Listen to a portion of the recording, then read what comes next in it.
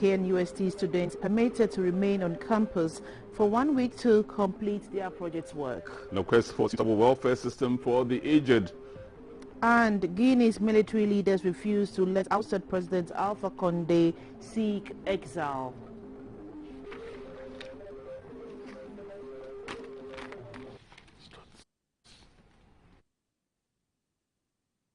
Live on DBC News and GTV, it's time for news. Hello, good evening. I'm Siyoko Kwakutre. My name is Abdul Hai Mumin. In our very first story, the West African Examination Council, WAEC, has formally announced the rescheduled date for the Physics and 1 and 2 and Business Management 1 and 2 papers reported to have leaked. The new dates for the conduct of these exams are as follows.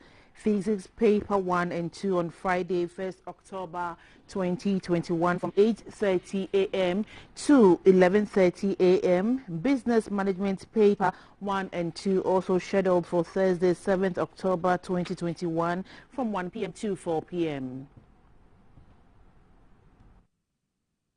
Last year, WAEC conducted WASI concurrently in Anglophone West Africa, Nigeria, Ghana, Sierra Leone, the Gambia and Liberia, but later announced on March 2022.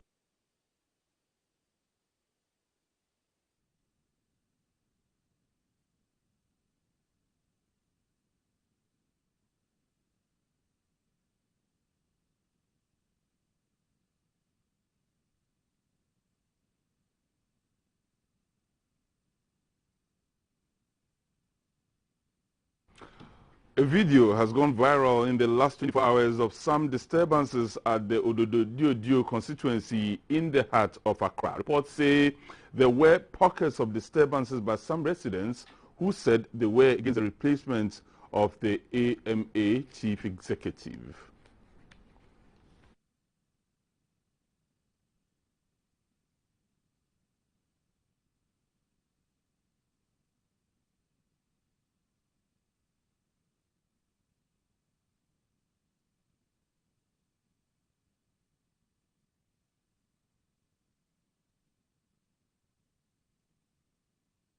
Meanwhile, the Chief Executive of the Accra Metropolitan Assembly, AMA, Mr. Mohammed Ni Ajay Sowa, has condemned the disturbances in a statement, saying it has come to his notice that certain individuals are demonstrating in the Ododo-Diodio constituency anticipating of the MDCE's announcement by the Minister of Local Government tomorrow. The Chief Executive says he unequivocally denounces any form of disturbances in his name. He says, as responsible citizens, all should recognize the President's authority to nominate individuals of his choice to promote his agenda, and is a duty to support the appointees to succeed.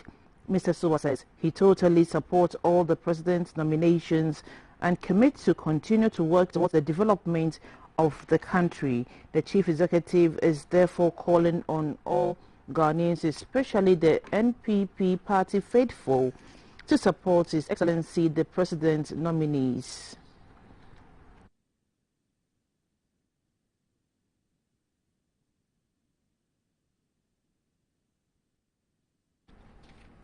In other news, Ghana has commenced phase 3 of clinical trials of a possible COVID-19 vaccine at the Kintampo Health Research Center in the Bono East region. The vaccine COV2 Press DTM is being developed by Sanofi, a French-based multinational pharmaceutical company.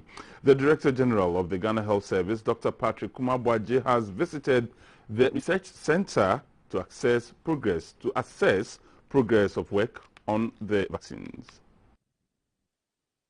Even though 5 globally recognized vaccines have been developed to fight against the COVID-19 virus, countries the world over are also working to develop vaccines locally to protect its citizenry. In Ghana, clinical trials of a COVID-19 vaccine is ongoing at the Kintampo Health Research Center, the Kumasi Health Research Center, and the Navrongo Health Research Center. Currently, clinical trials of the COV2 Press DTM is in its 3rd phase, and the trials has been described by the director of the Kintampo Health Research Center, Dr. Kweku Poku Asante, as excesses, with a number of people in the Bunu East region volunteering to participate in the exercise. He said the development of a COVID-19 vaccine locally will give Ghana's fight against COVID-19 a further boost. A volunteer, Ms. Mariama Al-Hassan, said she offered herself for the trial to help Ghana develop her own vaccine against the disease. Nti bebe ese ono enye obia na etimi nya kwan wo vaccine bi na me se me be try ahese pane ne betima pa me na free system mu dia then afen ansa na obo dia ba. The Director General of the Ghana Health Service, Dr. Patrick Kuma Boaji, commended researchers at the Kintampo Health Research Center for the level of professionalism attached to their research work. We're quite impressed about the clinical trial. It shows the confidence that our international pharmaceutical companies have in our ability to participate. And we also want to use the opportunity to thank the community for agreeing to participate in this very important COVID vaccine trial. The setup is impressive, they're very professional, and we hope that this will be a beginning of many such trials that will help our capacity as a nation as we improve our own health system. Dr. Kuma later inspected COVID-19 laboratories at the research center and announced that plans are afoot to build an oxygen plant in the Bono and Ahafo regions. The question being posed in some quarters is whether there should be a department, a council, or ministry solely for the welfare of the aged in society. In this report, Rachel Koti looks at the lonely life of the elderly, the fact that some are socially isolated, the welfare systems in place, and what must be put in place to ensure their overall well-being.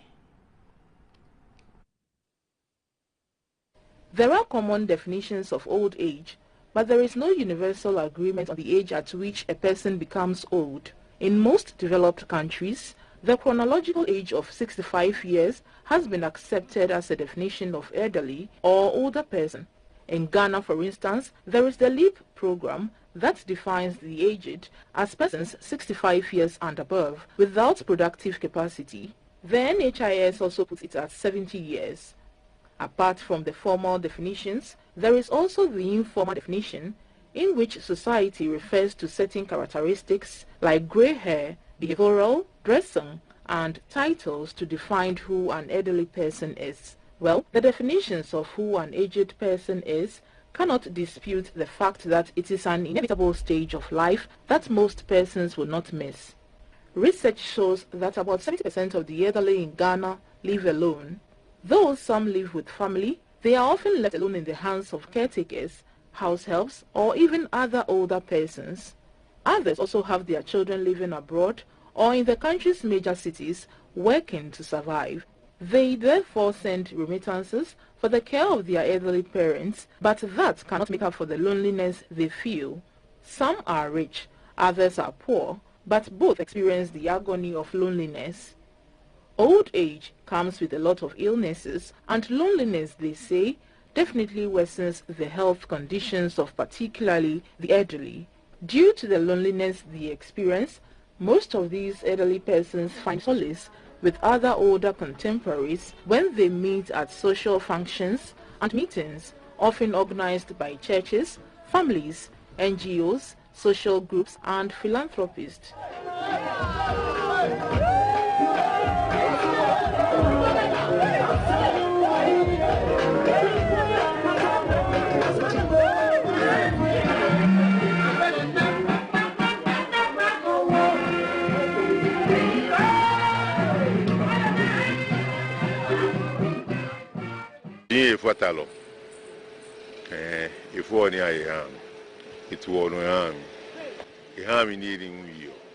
My wife and children are always available to support me, but I cannot depend solely on them for my needs. So I still work, though I'm not too strong. I advise the youth to respect and take good care of the elderly, because they will also get to that stage one day. Oya gbeni bo oji okotoku no ke wa mi. Jela ni o nke yin form kunu akemoko abakwami. Me wa me. Most of those I spent my hard-earned money on in the past do not support me now. I thank God that I am still strong at this age and operating my own business. My prayer is to build a house for myself before I become frail. Oh, no pakone wa boda. Won onye akakpe no fe jo moyemi. Mblele mami ngo shikefi. Kemen no gonya chole ya fi am. Shijeda gbeba. I have children, but those who often help me are my friends and loved ones. I feel lonely often, so I come here to chat with my friends. There are welfare support systems in Ghana for the aged, but are these enough? The Executive Director of HelpAge Ghana, Mr. Ebenezer Ajete Solsi, says LEAP and NHIS are the country's major programs in support of the aged.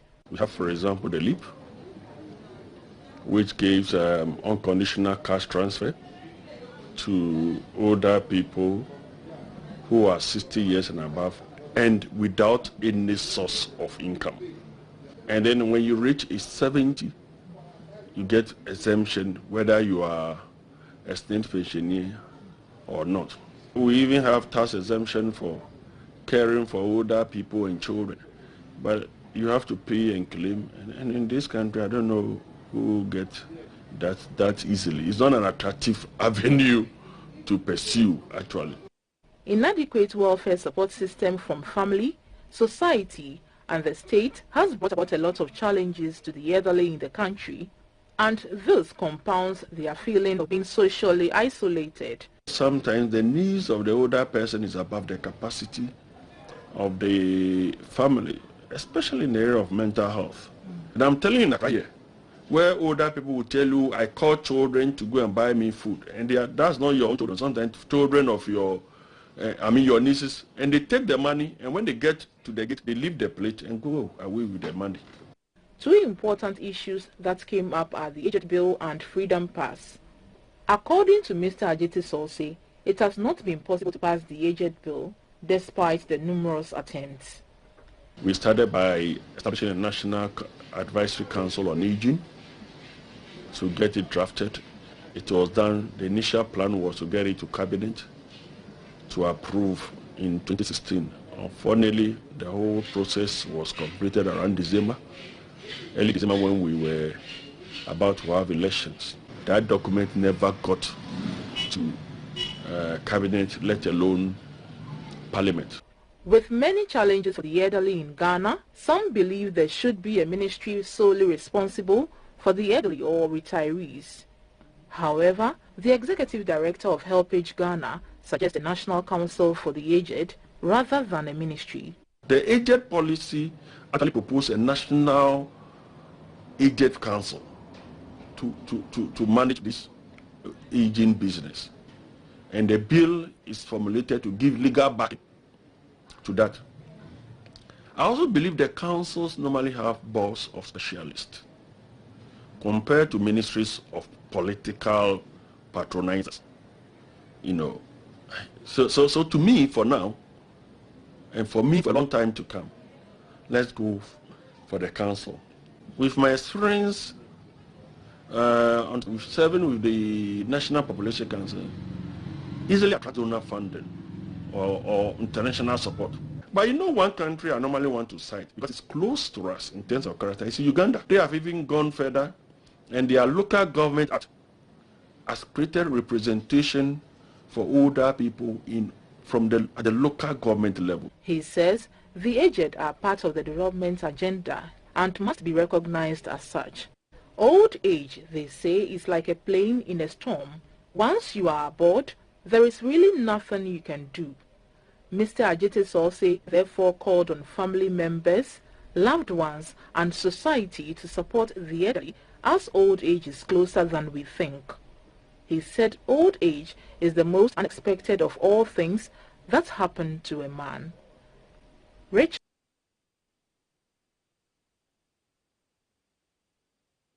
Well, in other stories, ramshackle quarters, barely any infrastructure, lack of potable water and inadequate security are on the list of daily hurdles facing inmates of the Graceland Needy Home. It is located at Bojase in the central region, and GBC News has been to the home and has compiled this report.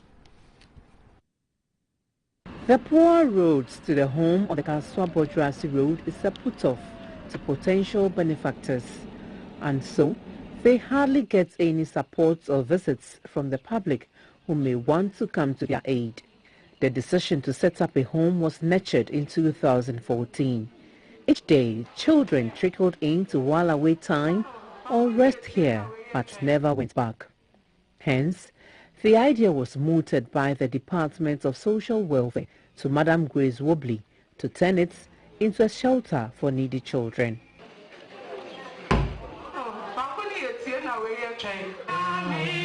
Since then, its running is at the benevolence of donors. The 7-year-old orphanage is still working to take shape and lacks many social amenities. The rains came down at the time of our visit. An inmate explained how they sleep in such instances. This is where we sleep and keep our belongings. This is the mattress some of us sleep on. We are not able to sleep on it anytime it rains on it.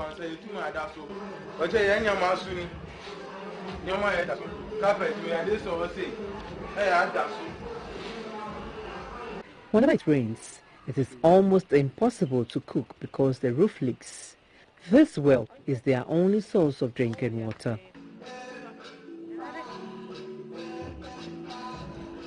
The founder of the home, Mrs. Grace Wobbly, explained that some of the children at the home were abandoned. Some of the children were abandoned by their family due to some illness and diseases they are suffering from. Others also joined bad group of companies because they will get food to eat from them. A regular benefactor to the Graceland Needy Home, Mrs. Celestina Urenchi, founder of the Eagle Prayer Group, appealed to the public to extend a helping hand to these needy children to put a smile on their faces. They really need shelter. They really need beds to sleep on. They are sleeping on the floor, the ground, bare ground, and that is not something that is healthy. So we really want everybody that will come and help these kids.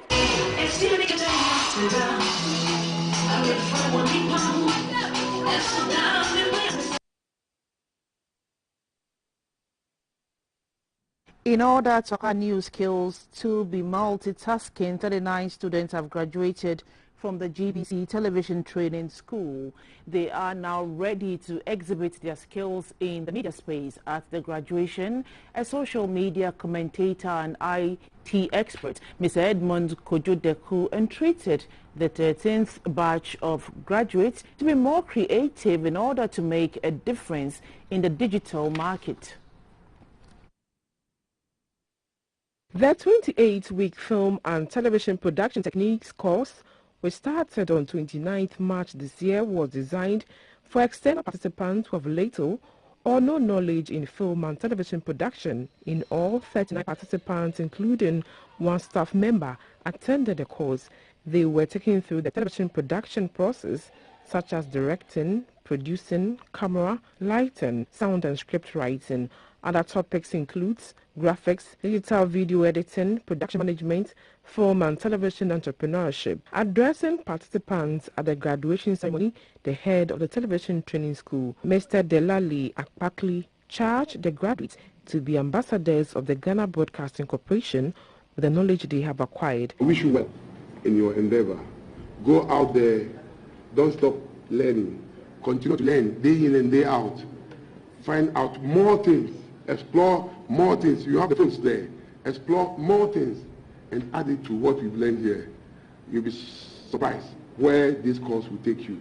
A social media and IT expert, Mr. Edmond Kojodeku, was a special guest for the ceremony. You are in the most creative contest in Africa. And if you go through this system with this knowledge, you will make much. But what do you need to make much more impact. It is the ability to be creative. But how can you be creative? It is the ability to what? Imagine.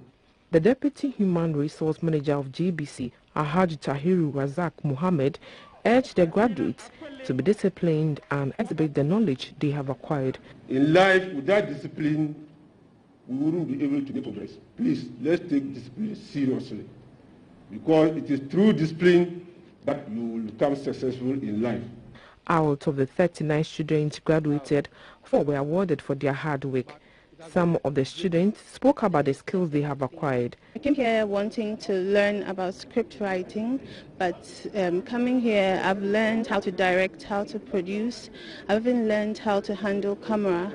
The graduates presented a citation to facilitators of the GBC Television Training School.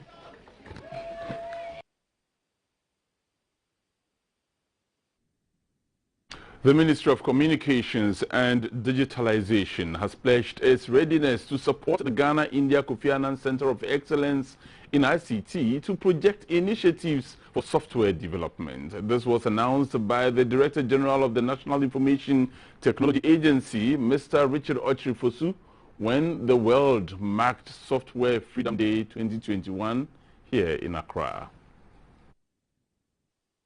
Software Freedom Day seeks to give users the freedom to access, share, study and modify software without restrictions. The day is celebrated annually on 18th September worldwide to increase awareness of free open source software and its benefits and to encourage its use. In an effort to create awareness of the day in Ghana, a forum was organized by the Kofi Annan Center of Excellence in ICT and its partners to educate software users on the benefits of free and open source software.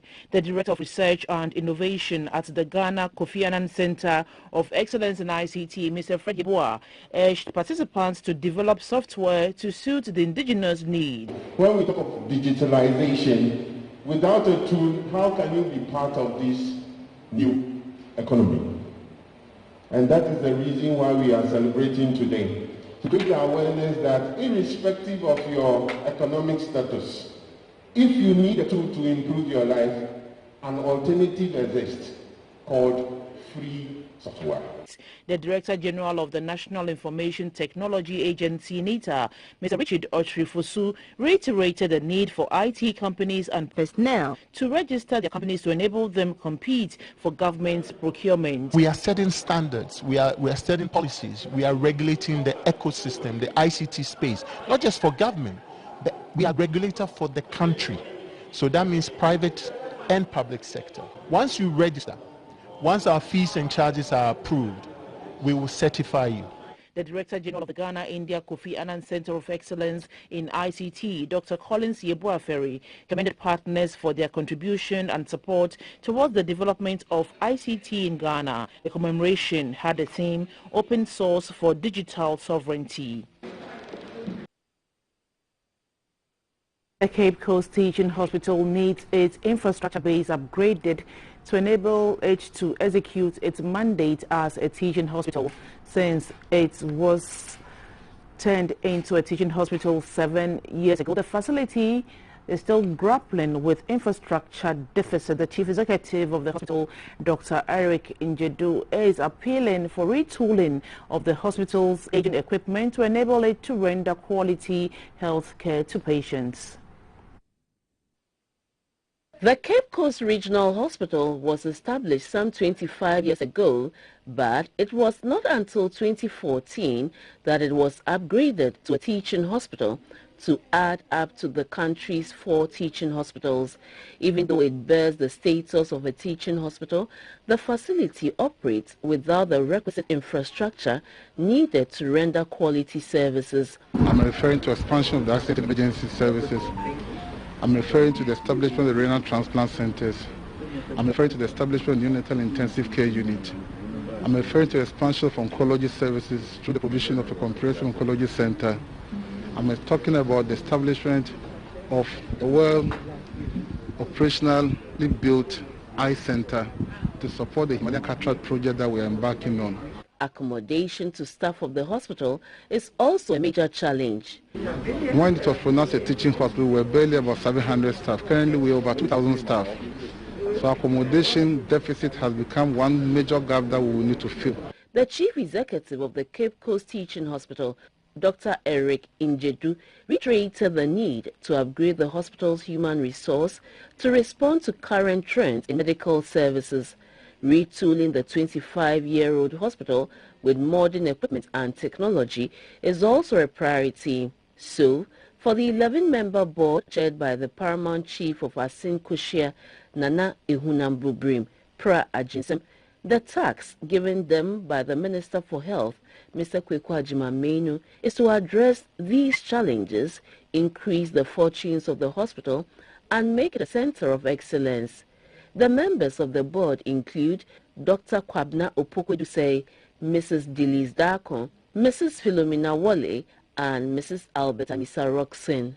Zero for GBC News, Accra. Kidney diseases in the Ashanti region are said to be on the increase, claiming the lives of both the young and the aged due to the absence of a dialysis machine. According to reports, 7 out of 10 children who reported with kidney diseases at the Komfanoche Teaching Hospital this year died. This was what prompted Sankofa Medical Charities, an American-based non-governmental organization, to donate 10 dialysis chairs and 2 dialysis machines to improve the treatment of hemodialysis cases at the hospital. The equipment are valued at $60,000. It is in response to an urgent call by management of the hospital that Sankofa Medical Charities, an American-based non-governmental organization, donated 10 dialysis chairs and 2 dialysis machines valued at $60,000 to the Komfanoche Teaching Hospital to help enhance the facility's capacity in quality healthcare delivery. The organization has supported other hospitals in underserved regions with materials such as hospital beds, ultrasound machines, dialysis machines, and computers needed for accurate medical record keeping. It has also been providing capacity building support to health personnel in the area of health sciences, chronic diseases such as hypertension, kidney disease, and diabetes prevention. The Secretary of Sankofa Medical Charities, Dr. Al-Majid Adams, who presented the equipment, said his outfit is dedicated to fostering partnerships with other organizations to help provide support to health facilities in deprived communities with medical education and equipment, among others. The Ashanti Regional Minister, Mr. Simonose Mensah, expressed gratitude to Sankofa Medical Charities for the kind gesture, considering the major role Komfanoche Teaching Hospital plays as the second major referral health facility serving the northern sector of the country. The chief executive of Komfanoche Teaching Hospital, Dr. Oheneba Owusu-Danso, described the donation as timely, saying the equipment would augment the hospital's efforts of providing efficient healthcare services to clients.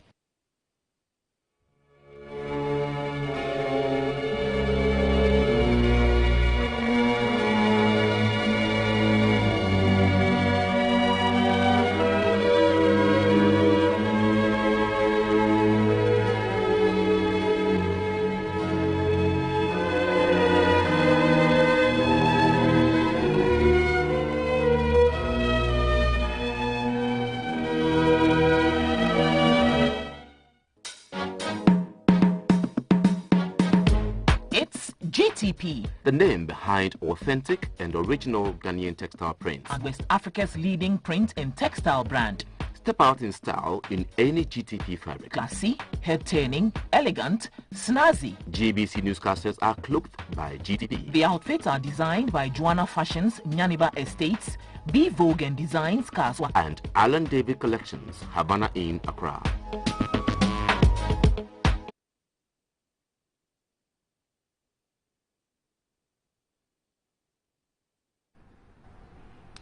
You're still watching News live on DBC News and DTV. Taking a short break. We'll be back with the business segment. Please stay on.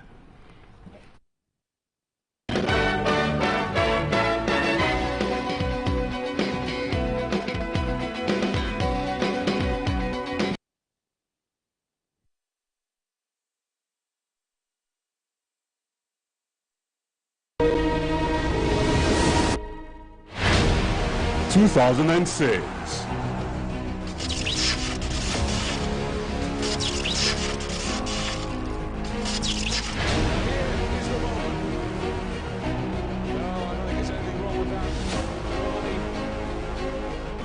(2010).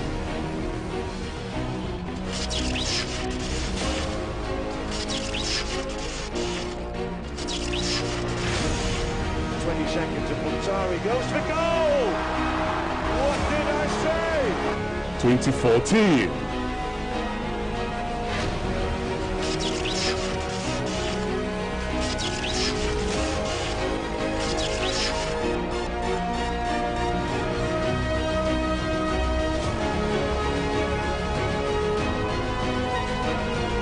(2018).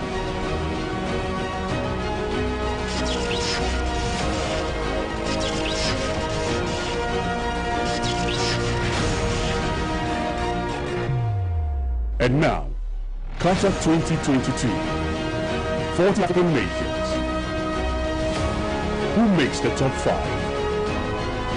Can Ghana make a slot? Ghana won! The USA won! Qatar 2022, the journey begins here on GTV Sports Plus. The legends are here. This program is proudly sponsored by betboro.com.gh. Hisense, everyday prices for everyday people.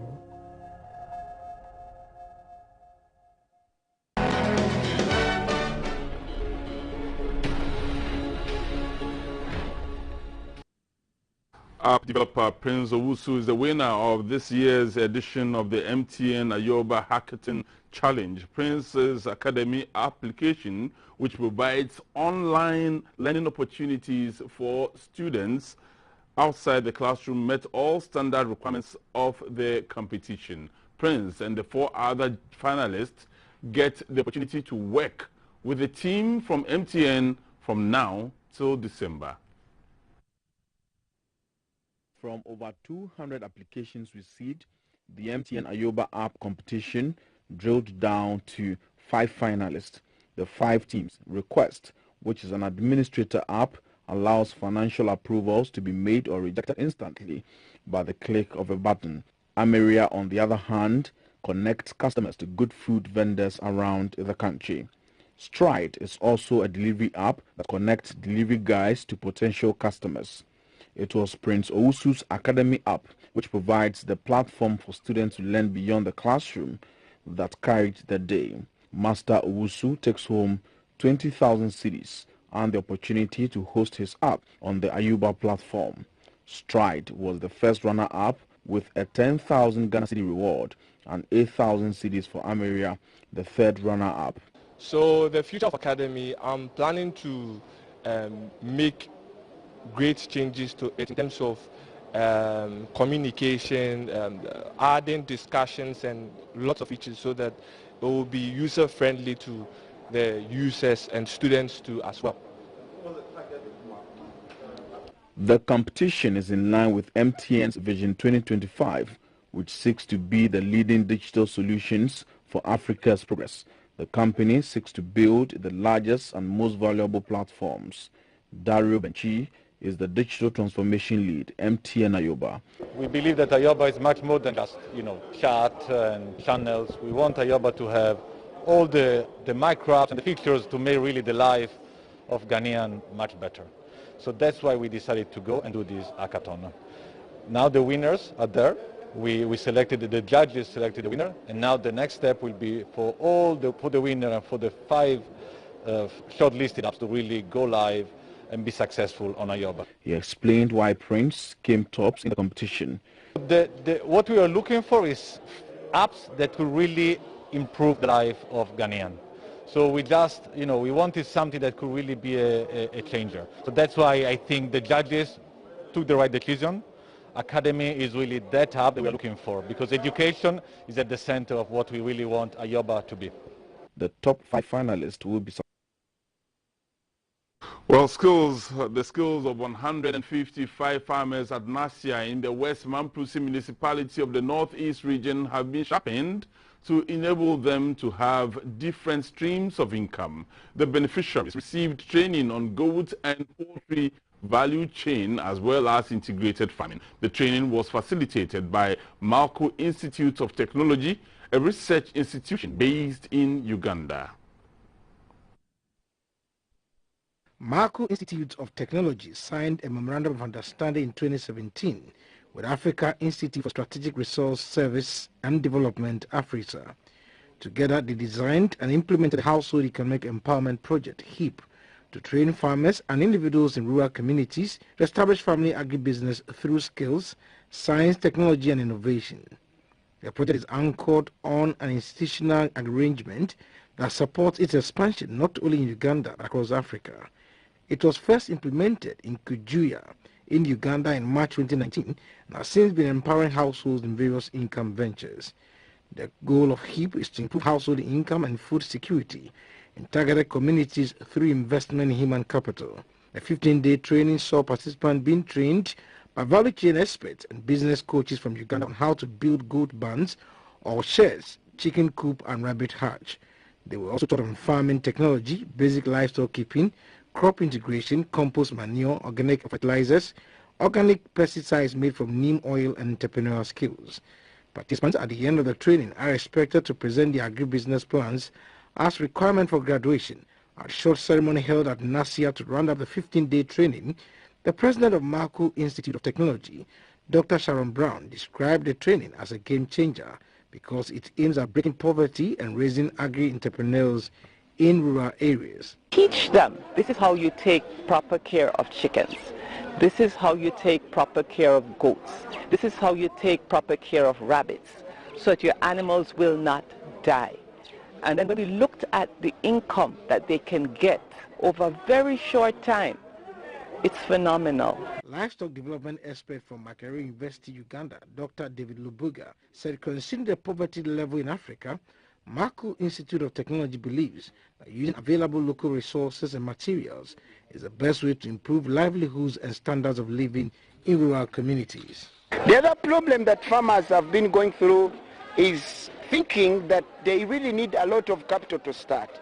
We have also trained them to show them that somebody can begin from the small thing they have. Crop and livestock integration expert from Uganda, Dr. Joseph Agaba, said that 96 participants were trained on sustainable goat keeping.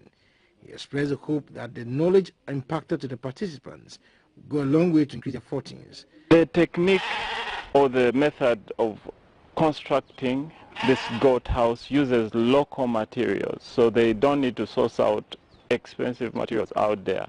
Some of the beneficiaries said the training had equipped them with modern and sustainable agronomic practices. We learn a lot about poultry and livestock.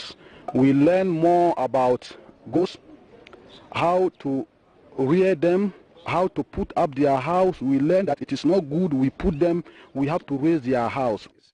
Similar training is currently being done at Kurugu in West Mamprusi municipality, where about 131 farmers are expected to benefit.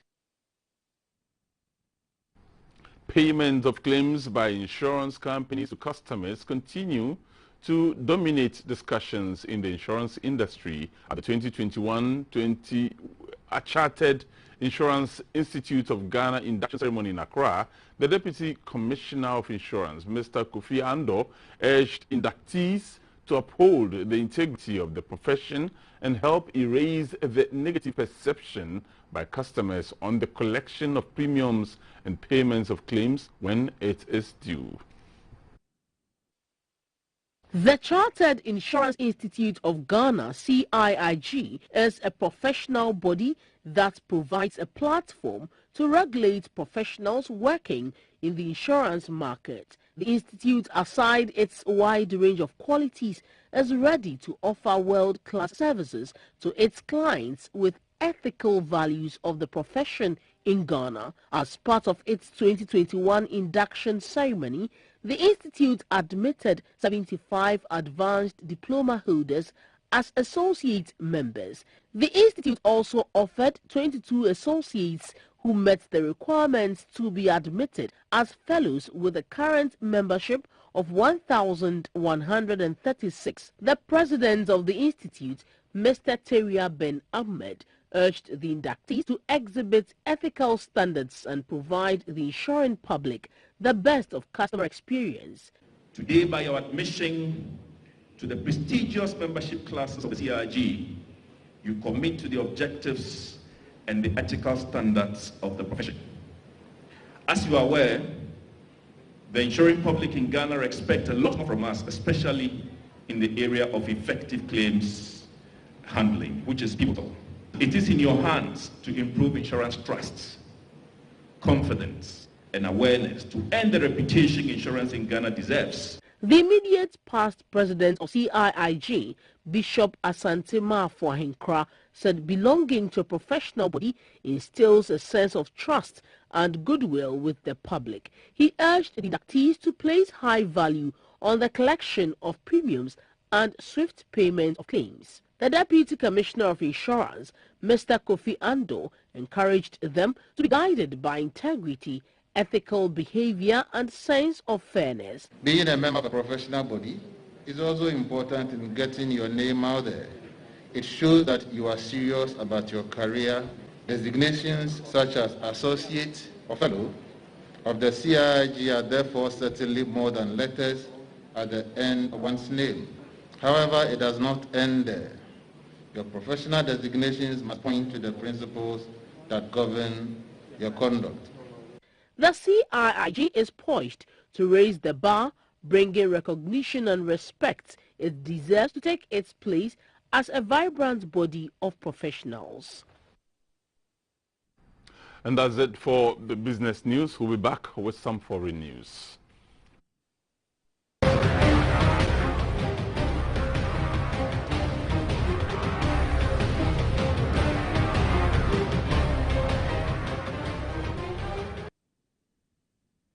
Now some international news, and we go to Guinea, where the military leaders say they would not let deposed President Alpha Condé seek exile after regional mediators attempted to mount pressure to secure his release following a coup earlier this month. The statement on Friday came after the West African regional bloc known as ECOWAS met Colonel Mamadi Doumbouya in Conakry.